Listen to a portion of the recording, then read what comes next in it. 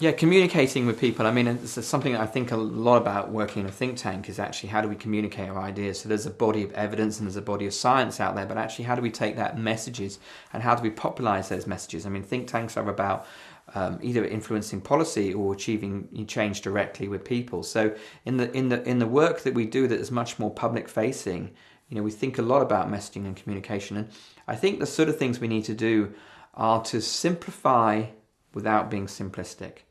And that's always a tension about how you take the messages and you make them so that they're easily understood, but they have a real depth to them and actually what they're trying to do.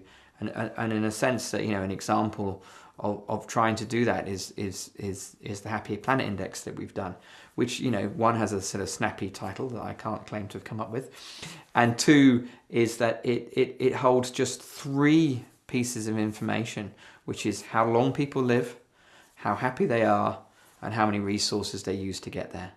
It's a very, very simple thing. It's like, and the idea of it is that, what people want is happy, long lives, and what they use to get there is resources to use it. And so by creating an indicator which combines those 3, that creates an efficiency index and says, how much well-being do we get for our resource use? How much bang do we get for our buck?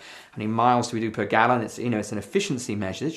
You just get a simple message, I want a good life. Everyone wants a good life. I don't want it to cost the earth. And so it's just creating those sort of strategies that do that, which I think is needed in the environmental movement, because the environmental movement has tended to over-bombard with information. So we have information overload, and most people don't want to process statistics, really.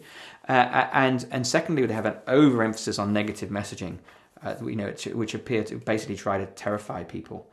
And, if people are frightened, they run away. Or they freeze.